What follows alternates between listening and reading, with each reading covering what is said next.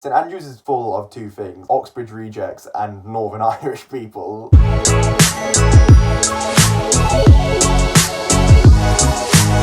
Hey guys, Kiana is not here today, unfortunately. So her video came out last week, my week this week. You can decide amongst yourselves which one you prefer. It's mine. This is going to be an emotional roller coaster of a journey. No, it's really not. This is going to be like the most basic video ever, honestly. This is like YouTube Central when you lost ideas, but it'll be fine. So I thought it was really cool to talk about this today, about my UCAS experience and my St Andrews application and how I got into St Andrews, and also just how I found it so far. And it was actually 2 years ago, around about this time, all my friends were doing applications for UCAS, and I'd already sent my application in, along with like half of my year basically, because half of my year applied to Oxbridge. So yeah, Oxbridge applications come in around October for UCAS, so I sent in my Oxbridge application, and at the same time I applied to... What is going on with this hair today? This is so bad. There we go. And I also applied to St Andrews, obviously, Durham, Edinburgh, and KCL, King's College London. And I applied to them all for classics. I applied to Oxford. Spoiler alert, got rejected. Pretty obvious. If you're at St Andrews or Durham, the likelihood is that you have applied to Oxbridge and been rejected.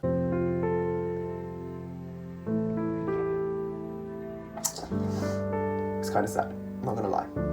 2 years ago, I sent in my application. I was really stupid. Tip number one for you guys: look around your universities before you apply. So basically, I looked around other universities like Nottingham, York, and places like that, but I didn't actually look around any of the 5 that I ended up applying to, which was really stupid. Apart from Oxford, which I went to on an open day. And that was a big mistake, I can assure you. So basically, when we got round to doing application stuff, I knew I wanted to apply to Oxford, and I knew I wanted to apply for Classics. I went to Oxford for an interview, so they called me up for an interview in December. Went there for 3 days. Had a lot of great interviews there. The first interview, not gonna lie, was like the most stressful experience of my life. I went in and they asked me about all this grammar stuff, all this stuff to do with syntax, language, structure, declensions. Hadn't prepared for any of that. That was probably the worst one out of all of them that I had. It's a grueling experience. So my advice to anybody who's going for an Oxbridge interview is prepare. Not just like prepare answers, and don't just prepare things to talk about and ideas, but also prepare your mind and prepare to be exhausted and prepare to be challenged in a whole other way that school will not challenge you at all. I mean, that's advice for university in general, but specifically for an Oxbridge interview, I would say that. And yeah, I had about 4 interviews there. So I applied to Exeter College in Oxford. It's quite a small one in the centre. I don't even know why I'm talking about Oxford. I didn't even go. I'm not even there. Like, I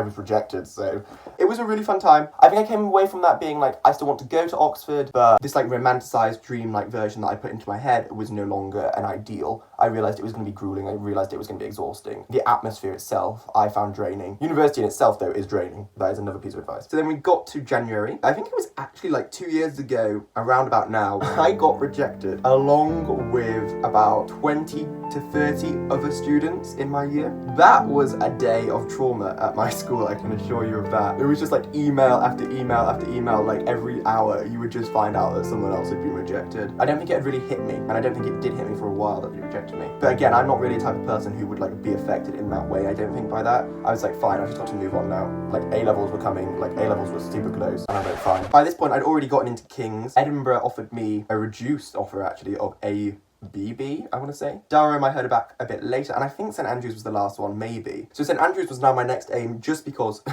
this is a really shallow reason, because it was the next highest in the league table for my course, and just overall in the UK actually, after Oxbridge. And in reality, every university I applied to was in the top 10 for my courses. That was a stupid way that I did UCAS, would not recommend that at all. I had no real insurance option if my A-levels went bad, which they well could have, honestly. Like, it wasn't a determined fact that I got the grades I did. So I knew literally nothing about St Andrews. I knew it was in Scotland, I knew Prince William and Kate had gone here. I literally knew nothing else. I don't even think I knew it was like the home of golf. I think this is how inept I am. Another reason why you don't just look at a UCAS table and apply for the top 5. When I was applying for UCAS, I'd gotten the other 4 roundabout sorted. Edinburgh was in and out for a while. But then I applied to St Andrews because my teachers recommended it. So my form tutor, who was also my English teacher, recommended it to me, and so did my classics teacher. She went to St Andrews back in like the 70s or whatever. St Andrews finally replied to me, I remember it. I found out, got the email. I accepted my conditional offer for 3As and also put down King's College as my insurance. You cannot get more extremes than the tiny little coastal village that is St Andrews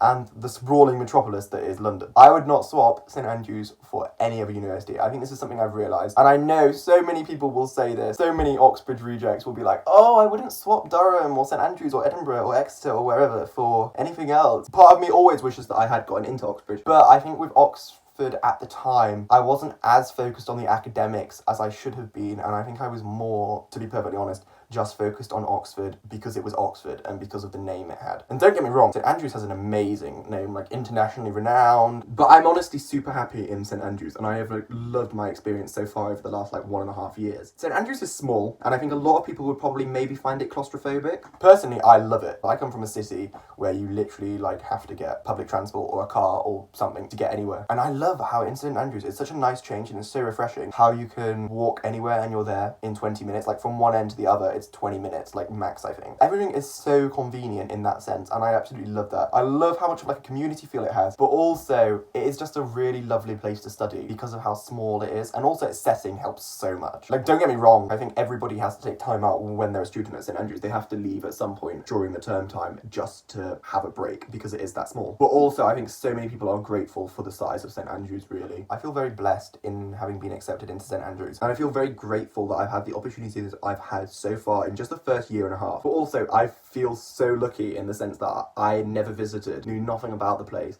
but also at the same time, it was clearly meant to be. I think one of the best things, honestly, about St Andrews has just been learning more about the world than I thought I would have at a university. I think absolutely any time somebody goes to university, and you will completely have your mind changed about so many things, and that is just natural because you're put together in a whole new environment with whole new groups of people who you've never met before. I knew literally nobody when I arrived at St Andrews, and I've learned so much more about the world through speaking to people about their cultures and about their lives wherever they're from. And in that sense, it's been really rewarding and really freeing. And this is completely ridiculous, but I'd never met anybody from Northern Ireland until coming to St Andrews. I mean, don't get me wrong, the academic side has been brilliant as well, and also extremely stressful. But just learning more about people I have found to be the best thing. But St Andrews, just because it's still small enough, only 10,000 undergrads, I think. With such a small university, it's ridiculous. But at the same time, I think it's one of its best assets. So guys, I'm going to probably leave that there because this video is starting to turn into me rambling and not really making much sense. I hope this has given you guys a better insight into my time at university so far, and also just the application process I went through. It really is just the same as all universities. You need good grades, a good UCAS form, a good personal statement, good references, all the same type of stuff that you'd need for any top university, really. Kiana and I will be reunited very soon. We'll be back to our normal schedule, our normal type of videos in February. Let us know what you want to see. Let us know if we can answer any of your questions. We always love responding to you guys. It's brilliant.